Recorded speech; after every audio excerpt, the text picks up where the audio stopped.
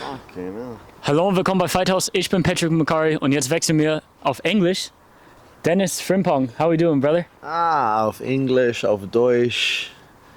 I'm good. Ich bin gut, sehr gut. Ich bin hier auf Hannover. Ich liebe Deutschland und ja. Wollen wir ein Interview auf Deutsch machen? Nah, fuck that, mate.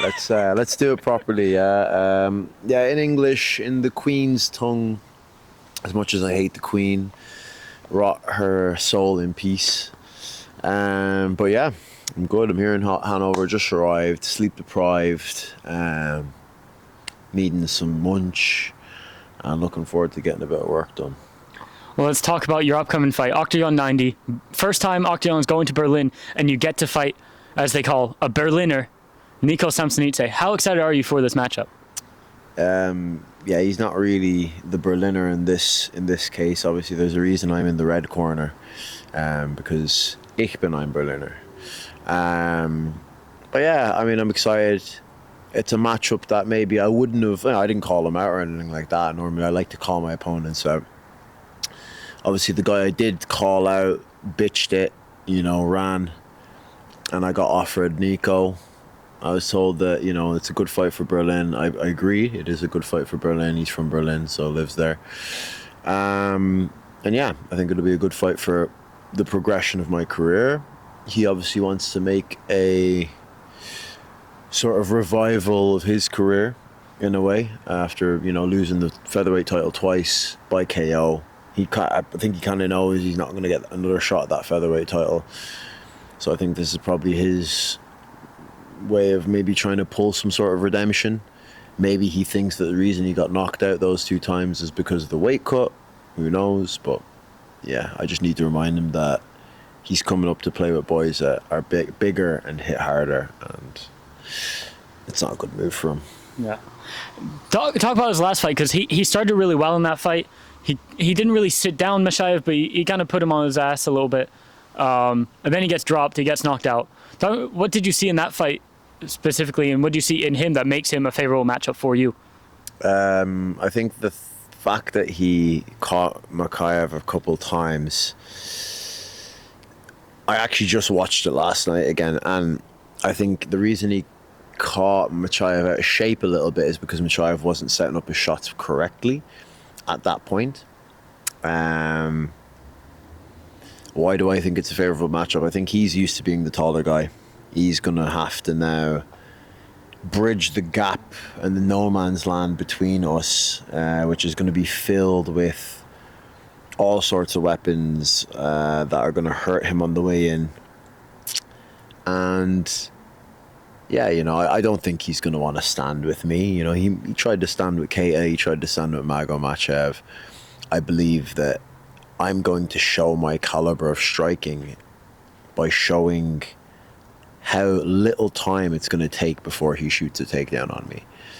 I don't believe he will last 30 seconds on the feet before he starts trying to tie me up, get me to the fence, try and get me to the floor. But let's see. If he wants to stand and bang, then I will technically dismantle him on the feet. Interesting. And talking about fighting in Berlin for the first time in the capital city, you've wanted to fight in Berlin for a while, I do know that, but talk to me about fighting in Berlin and being on this first OKTAGON Berlin card. Yeah, it's an honor, obviously, to be on the first ever card in the capital city. Obviously, OKTAGON, since they've come to Germany, have been doing big things. They've been smashing it. Bit of a travesty that it's taken this long to come to Berlin. I don't know what the reasons are. I mean, I said last year at some stage that I wanted to fight in Berlin. I've always wanted to visit Berlin anyway. But yeah, we're here now. It's happening now. It's a sick card. If you look at all the way up through the prelims, all the way up through the main card, it's all bangers, And yeah, I think that to fight on a card like that's going to be an honor. To fight a local boy is going to be an honor. But like I said, I am in the red corner for a reason. I think you're going to see a lot of noise when I walk out as well. My walkouts have become somewhat synonymous with German culture and German songs, and I think that I'm going to do that again I'm going to bring another level of energy once again, try and top the last one every time.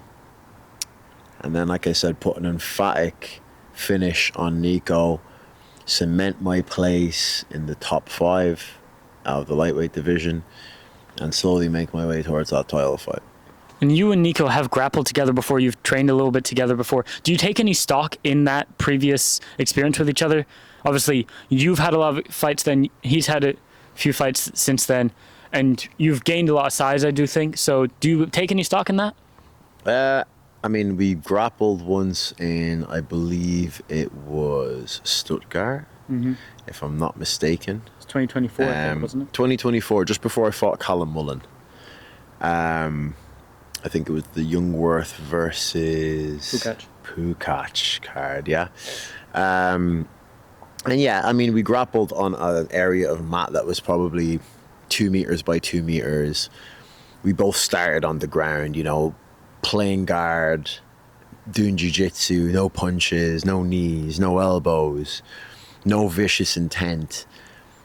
So I don't think he really has a grasp of what kind of a grappler I am. I also believe that I have put on size since then. I've got a lot more experience since then. I've had a lot of fights since then. I mean, you say he's had a lot of fights since then. I think he's had like 3, maybe. If that, maybe 2.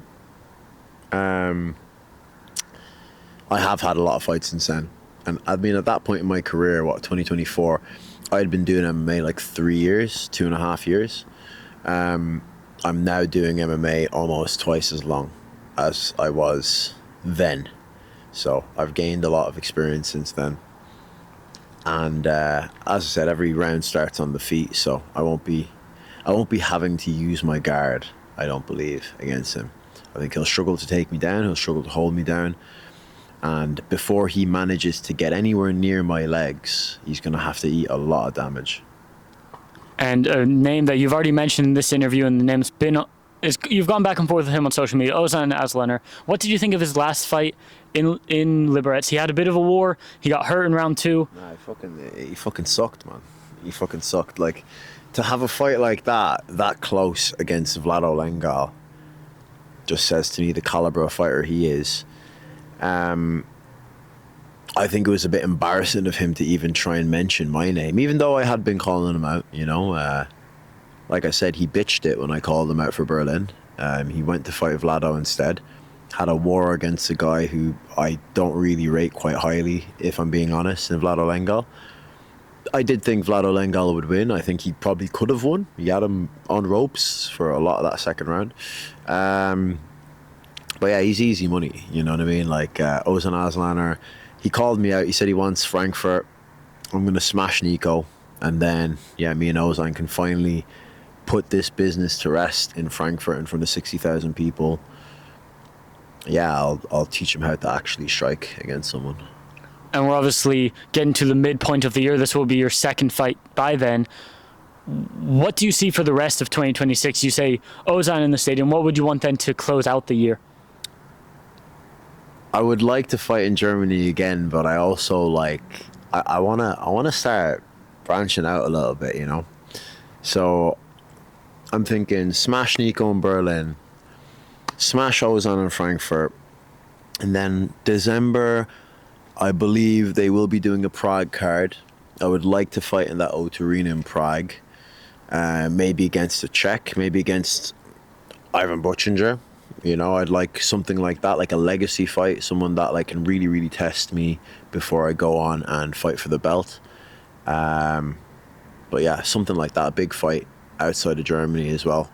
And then I can bring my German fans to the Czech Republic as well, you know, and there's some cross-pollination then of fans, and yeah, I think that would be nice. You mentioned the German fans. You've become quite the fan favorite here in Germany. I talked about this when you fought in Frankfurt last year.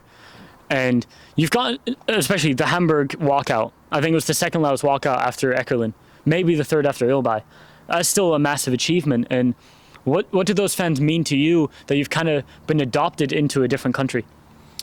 I think the German fans naturally feel that I bring a different kind of energy to a lot of the German fighters. Being honest with you, not to get like too political about it, but I don't think a lot of the German fighters that walk out as German fighters and train in Germany and speak German are actually German. If you look at their names, they're not German names. Obviously, you've got your Vosgrons, you've got your Holzers, you know, you've got your, you got your Eckerlins, you've got a few German fighters. But I think a lot of German fighters are Albanian, Turkish, Azerbaijani, whatever else it happens to be, in Georgian. And I might not have a German name, I might not speak German, but I mean, on a molecular cellular level, my DNA is over a quarter German. So, I'm almost as German as I am Ghanaian, which is a bit weird, when I found that out. But I think that they connect with that on some kind of vibrational frequency level, if we're talking about on a metaphysical kind of thing. And like, I feel that from them when they cheer, when I walk out, and even against Robin Frank when they booed, I felt that energy and that like almost like friction of vibrational energy. And I think that they can relate to that, and they can see that and feel that sort of energy. It's been really nice to have been adopted in a country I never really would have thought that I'd become a big star in MMA. When I started my MMA career, I wouldn't have thought like, yeah, I'm gonna be a big star in Germany. But it's good that I'm part of the wave of upcoming German talent, even though I'm not actually German myself. It's good to be part of the upcoming wave of German talent that's coming up. What OKTAGON's doing in Germany, German MMA growing from like, grassroots when it was GMC and NFC and all these other like regional promotions that have kind of dwindled into the background. OKTAGON now taking it that next step further and really growing German stars, like your Vosgrons, like your Holzers, like your Alina Dallaslan, and myself, obviously, So yeah, it's good to be a part of that.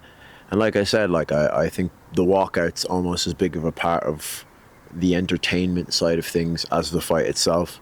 So I've got a big one planned for Berlin, for the first ever show in Berlin, and I can't wait for the fans' reaction to that one. Well, Dennis, I won't take up any more of your time. If you have one last message to Niko, to your fans, to OKTAGON, whoever you want to send it to, look into the camera and tell it.